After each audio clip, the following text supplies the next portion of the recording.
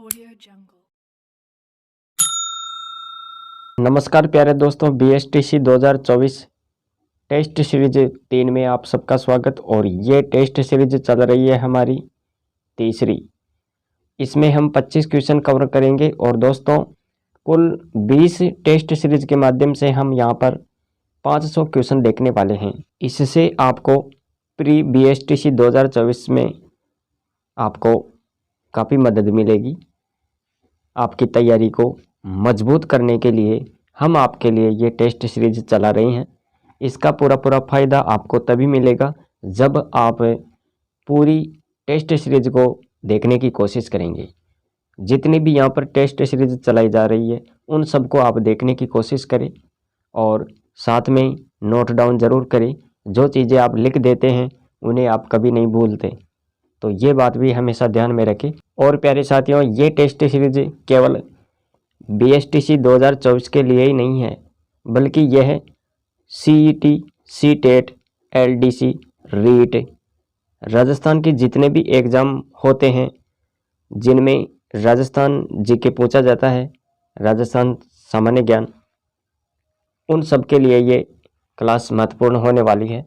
आज की इस टेस्ट सीरीज को शुरू करते हुए पहले क्वेश्चन की तरफ चलते हैं। यहाँ पर पहला क्वेश्चन क्या है? राजस्थान की सबसे छोटी अंतर्राज्यीय सीमा किस राज्य से लगती है? सबसे कम सीमा बनाने वाला राज्य कौन सा है?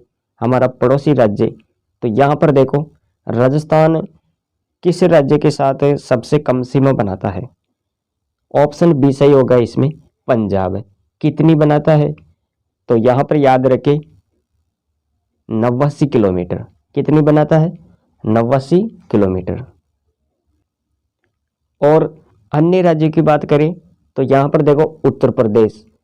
उत्तर प्रदेश के साथ राजस्थान कितनी सीमा बनाता है? तो ये भी आपको ध्यान में रखना है। तो 877 किलोमीटर, ये आपको यहाँ पर याद रखना है। उत्तर प्रदेश के साथ 877 किलोमीटर, पंजाब के साथ 89 किलोमीटर। इसके अलावा हरियाणा, हरियाणा के साथ कितनी सीमा लगती है राजस्थान की? तो यहाँ पर आपको क्या ध्यान में रखना है? 1262 किलोमीटर। 1262 किलोमीटर याद रखना है। इसी के साथ गुजरात, गुजरात के साथ राजस्थान की अंतर्राज्यीय सीमा कितनी लगती है? तो याद रखें 1022 किलोमीटर। 1022 किलोमीटर आपको ध्यान में रखना है। और सर्वाधिक सीमा की बात करें कि राजस्थान किस राज्य के साथ सर्वाधिक सीमा बनाता है, या राजस्थान के साथ कौन सा राज्य सर्वाधिक सीमा बनाता है? तो यहाँ पर आपको क्या ध्यान में रखना है? मध्य प्रदेश। मध्य प्रदेश का नाम आपको याद रखना है, जो 1600 किलोमीटर, ये आपको यहाँ पर नोट करना है। 1600 किलोमीटर मध्य प्रदेश की सीमा राजस्थान से लगती है। दूसरा क्वेश्चन है, राजपूताना शब्द का सबसे पहले प्रयोग किसने किया? Franklin, Robert Hooke, George Thomas, Colonel Tod. इनमें से सही ऑप्शन आपको बताना है। राजपूताना शब्द का प्रयोग सबसे पहले किस व्यक्ति ने किया? तो याद रखें ऑप्शन सी सही होगा इसमें। जॉर्ज थॉमस ने सबसे पहले राजपूताना शब्द का प्रयोग किया। गुरुजी ये कब किया? तो ये भी आपको याद रखना है 1800 में जॉर्ज थॉमस ने राजपूताना शब्द का प्रयोग किया। और कर्नल टॉड के बारे में भी आपको ये ध्यान में रखना है। इन्होंने राजस्थान को राजस्थान, रजवाड़ा, रायतान शब्द का प्रयोग किया। और राजस्थान शब्द का पहला अभिलेख प्रमाण आप याद रखें बसंतगढ़ अभिलेख, जो कि सिरोही से संबंधित है। और यह अभिलेख माघ के पितामह राजा श्री वर्मल के समय का है। इसी के साथ आपको यह भी ध्यान में रखना है कि स्वतंत्रता के बाद राजस्थान नाम का प्रयोग एकीकरण के दूसरे चरण में किया गया 25 मार्च 1948 को। और भारत सरकार द्वारा राजस्थान का विधिवत रूप से राजस्थान नाम 26 जनवरी 1950 को दिया गया। तो इतना फैक्ट आपको यहाँ पर देखना है। अब यहाँ पर तीसरा क्वेश्चन क्या कह रहा है, राज्य की पूर्व से पश्चिम की लंबाई। पूर्व से पश्चिम की लंबाई आपको यहाँ पर बतानी है।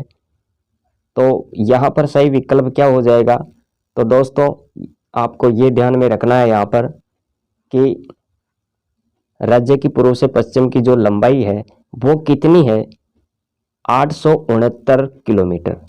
ऑप्शन ए ये सही होगा, इसमें 869 किलोमीटर है, 869 किलोमीटर, यह आपको यहाँ पर ध्यान में रखना है। और इसी के साथ उत्तर से दक्षिण की बात करें, ये राजस्थान का विस्तार देखो, उत्तर से दक्षिण ये कितना किलोमीटर है, 826, ये आपको ध्यान में रखना है। 826 उत्तर से दक्षिण और पूर्व से पश्चिम 869 किलोमीटर। और ये जो 1600 किलोमीटर है ये क्या है, तो ये अभी हमने पिछले क्वेश्चन में बात की थी कि राजस्थान के साथ सर्वाधिक सीमा बनाने वाला राज्य कौन सा है, मध्य प्रदेश। तो ये 1600 किलोमीटर उसका है, तो ये भी आपको ध्यान में रखना है। और 1070 किलोमीटर ये क्या है गुरुजी, ये तो रेड क्लिप रेखा की लंबाई है 1070 किलोमीटर, तो ये अंतरराष्ट्रीय सीमा है दोस्तों, इसे आपको नोट करना है। तो चारों ऑप्शन हमने यहाँ पर पढ़ लिए हैं और इस क्वेश्चन का जो सही ऑप्शन होगा वो क्या हो जाएगा, ऑप्शन ए। ऑप्शन ए सही होगा इसमें। और अगले क्वेश्चन की करते हैं बात। प्यारे साथियों, अगर क्लास अच्छी लग रही है, टेस्ट सीरीज आप अच्छे तरीके से देख पा रहे हैं, अच्छे तरीके से समझ पा रहे हैं, ये जानकारी आपको अगर अच्छी लगती है तो हमें ये बताने की कोशिश करें कि आप इस वीडियो को पसंद करते हैं, आपको अच्छा लग रहा है हमारा कंटेंट, तो लाइक ज़रूर करें वीडियो को, ताकि मुझे भी पता चले कि वास्तव में मेरी मेहनत एक सही दिशा में हो रही है। इससे मुझे मोटिवेशन मिलता है और मैं और भी बेहतर करने की कोशिश करता हूँ।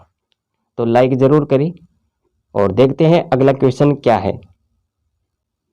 निम्न में से कौन सा शिखर सबसे ऊंचा है। यहाँ पर क्वेश्चन क्या पूछ रहा है, सबसे ऊंचा शिखर बताना है आपको। जरगा, अचलगढ़, खो, रघुनाथगढ़। यहाँ पर सही विकल्प क्या होगा, सबसे ऊंचा शिखर, सबसे ऊंची चोटी कौन सी है। तो दोस्तों इसका जो सही विकल्प होगा वो क्या हो जाएगा, अरे गुरुजी ये जो जरगा है यही है सबसे ऊंची, तो कितनी है, तो यहाँ पर 1413 मीटर, याद रखें 1413 मीटर। और अचलगढ़ ये कितनी है फिर, 1380 मीटर। फिर रघुनाथगढ़ ये तो 1055 मीटर है गुरुजी, 1055 मीटर, ये आपको याद रखना है। पांचवा क्वेश्चन है राजस्थान की जलवायु है। राजस्थान की जलवायु बतानी है आपको। यहाँ पर राजस्थान में कौन सी जलवायु पाई जाती है मुख्यतः, तो यहाँ पर देखो उष्ण कटिबंधीय, उपोष्ण जलवायु, शुष्क जलवायु, उष्ण शुष्क महाद्वीपीय। तो यहाँ पर जो सही विकल्प होगा वो क्या हो जाएगा, अरे ऑप्शन डी होगा इसमें। तो राजस्थान की जो जलवायु है वो कौन सी है, उष्ण शुष्क महाद्वीपीय, ये आपको यहाँ पर याद रखनी है। राजस्थान में शीतकालीन वर्षा होती है। राजस्थान में शीतकालीन वर्षा किसके कारण होती है या किसके द्वारा होती है, तो देखो यहाँ पर दक्षिण पश्चिम मानसून द्वारा, उत्तरी पूर्वी मानसून द्वारा, पश्चिमी विक्षोभ द्वारा और संवहनिक वर्षा द्वारा। तो यहाँ पर जो सही ऑप्शन होगा वो क्या हो जाएगा, अरे ऑप्शन सी सही होगा इसमें। राजस्थान में शीतकालीन वर्षा किसके कारण होती है, पश्चिमी विक्षोभों द्वारा। किसके द्वारा होती है, पश्चिमी विक्षोभ द्वारा। तो ये आपको याद रखना है यहाँ पर। और 7 नंबर का क्वेश्चन देखते हैं। यहाँ पर क्वेश्चन क्या कह रहा है, राजस्थान की कौन सी नदी रुंडित सरिता कहलाती है। रुंडित सरिता, ये आपको याद रखना है। यहाँ पर कौन सी नदी है जिसको रुंडित सरिता के नाम से जाना जाता है, बाणगंगा, वाकाल, कोठारी, खारी। सही ऑप्शन का आपको चयन करना है दोस्तों। तो यहाँ पर जो सही विकल्प होगा वो क्या हो जाएगा? Option A Banganga. ये राजस्थान की रुंटित सरिता के नाम से जाने जाने वाली नदी है। गिलुंड किस नदी किनारे स्थित है? गिलुंड किस नदी किनारे स्थित है? साबरमती, माही, बनास, चंबल। यहाँ पर सही विकल्प कौन सा होगा? Option C Banas. गिलुंड किस नदी किनारे स्थित है? बनास नदी के किनारे स्थित है। तो ये आपको यहाँ पर देखना है। और इसके बाद में अगले क्वेश्चन की बात करते हैं। 9वां क्वेश्चन है, गढ़सीसर सरोवर कहाँ स्थित है? गढ़सीसर सरोवर कहाँ स्थित है? माउंट आबू, उदयपुर, जैसलमेर, बीकानेर। यहाँ पर सही विकल्प कौन सा होगा? अरे गुरुजी, ये गढ़सीसर सरोवर जो है ये तो जैसलमेर में है। ऑप्शन सी सही होगा इसमें। क्वेश्चन 10, चिपको आंदोलन कब हुआ था? 28 अगस्त 1730 में, 2009 में, अप्रैल 2003 में, 31 मार्च 2000 में। चिपको आंदोलन का समय बताना है, ये कब हुआ था? ऑप्शन ए 28 अगस्त 1730। ये आपको याद रखना है। और कहाँ पर हुआ था? खेजड़ली गांव। ये चिपको आंदोलन कहाँ पर हुआ था? तो एक नाम याद रखे, खेजड़ली, खेजड़ली गांव। और इसी के साथ आपको और क्या नोट करना है, यहाँ विश्व का एकमात्र वृक्ष मेला लगता है। कहाँ पर? खेजड़ली गांव में। तो इतना फैक्ट आपको यहाँ पर देखना है। और इसी के साथ 11 नंबर का क्वेश्चन भी देखो। आदिवासियों का कल्प वृक्ष कहलाता है, आदिवासियों का कल्प वृक्ष कहलाता है रोहिड़ा, महुआ, खेजड़ी, ढाक। सही ऑप्शन यहाँ पर आपको क्या देखना है? ऑप्शन बी महुआ। आदिवासियों का कल्प वृक्ष महुआ है दोस्तों। और इसके बारे में और आपको याद रखना है, महुआ से बनी शराब भील जनजाति के लोग उपयोग में लेते हैं। क्या फैक्ट याद रखना है? आदिवासियों का कल्प वृक्ष है महुआ, और महुआ से बनी शराब भील जनजाति के लोग उपयोग में लेते हैं। और वृक्ष बहुलता क्षेत्र अगर बात करें इसकी, कि ये महुआ का वृक्ष जो है इसका बहुलता वाला क्षेत्र कहाँ है, कहाँ पर यह सर्वाधिक होता है? तो याद रखें, डूंगरपुर, बांसवाड़ा, उदयपुर, चित्तौड़गढ़। ये फैक्ट आपको यहाँ पर देखना है। 12 नंबर का क्वेश्चन देखते हैं, क्या है 12 नंबर का क्वेश्चन। IUCN विश्व प्रकृति संरक्षण संघ द्वारा एक पुस्तक का प्रकाशन किया गया जिसे रेड डाटा बुक कहते हैं। इसे कब प्रकाशित किया गया? यहां पर सन बताना है, ये पुस्तक कब प्रकाशित हुई। ऑप्शन कौन सा इसमें सही होने वाला है दोस्तों? तो यहां पर जो इसका सही विकल्प है ऑप्शन सी सही होगा इसमें। 1972 में ये प्रकाशित हुई थी पुस्तक। इस पुस्तक में लुप्त प्रजातियों, उनकी स्थिति, आवास और वर्तमान में उनकी संख्या को सूचीबद्ध किया जाता है। तो ये फैक्ट आपको यहाँ पर देखना है। और इसे कब प्रकाशित किया गया? 1972 में। 1972 में इसे प्रकाशित किया गया। और किसके द्वारा? IUCN विश्व प्रकृति संरक्षण संघ के द्वारा। 13 नंबर का क्वेश्चन है, ताल छापर किसके लिए प्रसिद्ध है? ये ताल छापर जो है ये किसके लिए प्रसिद्ध है? बाघ, भालू, कृष्णमृग, जंगली सुअर। तो यहाँ पर सही ऑप्शन क्या होगा? अरे ऑप्शन सी सही होगा इसमें, कृष्णमृग के लिए ये प्रसिद्ध है। राष्ट्रीय सरसों अनुसंधान केंद्र स्थित है। राष्ट्रीय सरसों अनुसंधान केंद्र कहाँ पर स्थित है? नागौर में, अलवर में, जयपुर में, सेवर में। तो सरसों से आप सेवर याद रखें, स से सेवर, सरसों से सेवर। तो ये आपको ध्यान में रखना है, राष्ट्रीय सरसों अनुसंधान केंद्र सेवर। और ये सेवर कहाँ पर है? भरतपुर में। पांचना बांध किस जिले में स्थित है? अब ये क्वेश्चन आ गया है, पांचना बांध किस जिले में स्थित है, ये आपको यहाँ पर बताना है। ऑप्शन सी सही होगा इसमें, करौली में यह है। ये क्या याद रखना है? पांचना बांध करौली जिले में है और इसे मिट्टी से निर्मित बांध भी कहते हैं। तो ये फैक्ट आपको यहाँ पर याद रखना है। और भी देखो यहाँ पर क्या ध्यान में रखना है, ये 5 नदियों पर बना हुआ है और प्रमुख नदियां हैं इनकी भद्रावती, बरखेड़ा, अट्टा, माची, बेसावट आदि। करौली के गुडला गांव के निकट है ये बांध। तो ये फैक्ट आपको यहाँ पर देखना है। अगले क्वेश्चन की बात करते हैं। अगला क्वेश्चन क्या है? डेगाना किसके लिए प्रसिद्ध है? डेगाना किसके लिए प्रसिद्ध है, ये आपको यहाँ पर बताना है। तांबा, लौह अयस्क, टंगस्टन, कोयला। तो डेगाना टंगस्टन के लिए प्रसिद्ध है। ऑप्शन सी सही होगा इसके अंदर। और ये डेगाना नागौर जिले में है, ये आपको यहाँ पर याद रखना है। 17 नंबर का क्वेश्चन है, राजस्थान में सबसे बड़ी शीशे की खान स्थित है। राजस्थान में सबसे बड़ी शीशे की खान आपको बतानी है। दरीबा में, चांदमारी में, खेतड़ी में, जावर में। यहाँ पर सही विकल्प क्या होगा? ऑप्शन डी सही होगा इसमें, जावर। जावर में राजस्थान में सबसे बड़ी शीशे की खान स्थित है दोस्तों। तो ये फैक्ट आपको यहाँ पर देखना है। और इसी के साथ अगला क्वेश्चन देखते हैं।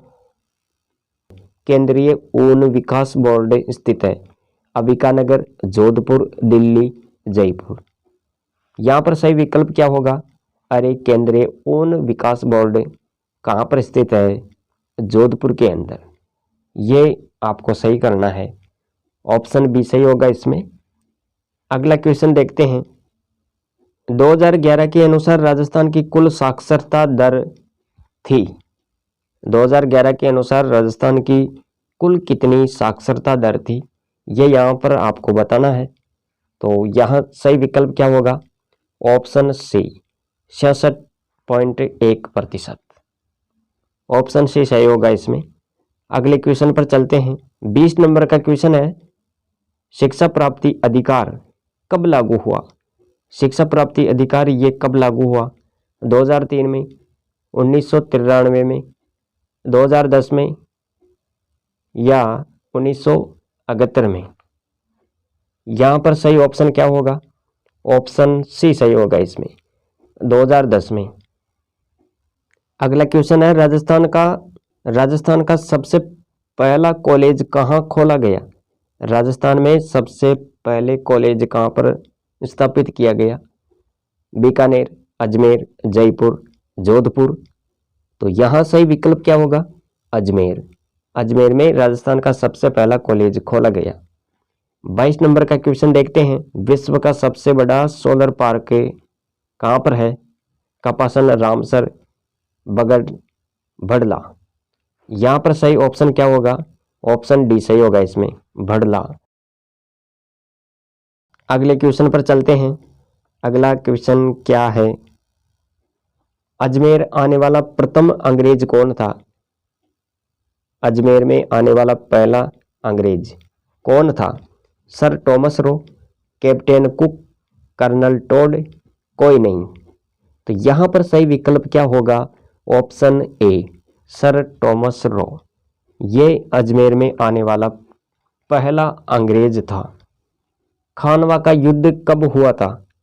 खानवा का युद्ध कब हुआ था? यहाँ पर सन बताना है।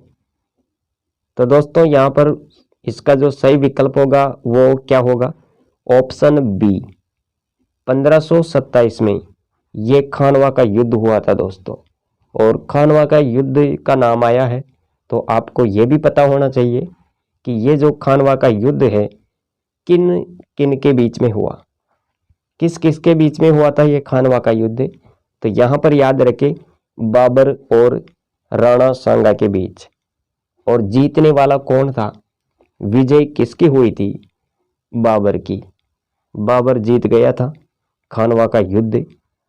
तो और ये युद्ध कब हुआ था, 1527 में, 17 मार्च 1527 आप याद रखें। 17 मार्च 1527 ये आपको याद रखना है। जीतने वाला कौन था, बाबर। 25 नंबर का क्वेश्चन देखते हैं और आज की टेस्ट सीरीज का ये लास्ट क्वेश्चन है। कर्नल टोड ने किस युद्ध को मेवाड़ का मैराथन कहा। क्या बताना है आपको यहाँ पर, कर्नल टोड ने किस युद्ध को मेवाड़ का मैराथन कहा। दिवेर का युद्ध, खातौली का युद्ध, हल्दी घाटी का युद्ध, पानीपत का युद्ध। यहाँ पर सही ऑप्शन क्या होगा, ऑप्शन ए, दिवेर का युद्ध। इसके बारे में आपको क्या ध्यान में रखना है, ये कब हुआ था, 1582 में। ये युद्ध कब हुआ था, 1582 में हुआ था दोस्तों, 1582। किस किस के बीच में हुआ था, महाराणा प्रताप और अकबर के बीच में। जीतने वाला कौन था, महाराणा प्रताप। दिवेर का युद्ध हुआ था 1582 में और महाराणा प्रताप और अकबर के बीच में हुआ था यह युद्ध और जीतने वाले थे महाराणा प्रताप। महाराणा प्रताप विजयी हुए थे इस युद्ध में। खातौली का युद्ध है ये और इसके बारे में भी आपको ध्यान में रखना है। ये खातौली का युद्ध, ये जो कोटा बूंदी वाला क्षेत्र है, ये यहाँ पर हुआ था। खातौली का युद्ध कब हुआ था, तो ये भी आपको याद रखना है, 1517 में हुआ था ये युद्ध। कहीं पर आपको 1518 भी पढ़ने को मिलेगा, तो आप ज़्यादा कंफ्यूज ना हो, बस आप अपने हिसाब से देखें। और ये युद्ध किस किस के बीच में हुआ था, राणा सांगा और इब्राहिम लोदी के बीच में। खातौली का युद्ध राणा सांगा और इब्राहिम लोदी के बीच में हुआ था। राणा सांगा जीतने वाले थे, विजय किसकी हुई थी, राणा सांगा की। इसके बाद में हल्दी घाटी का युद्ध, ये भी आपको ध्यान में रखना है। हल्दी घाटी का युद्ध, ये भी आपको ध्यान में रखना है। ये कब हुआ था हल्दी घाटी का युद्ध, तो इसका आपको समय याद रखना है, 1576।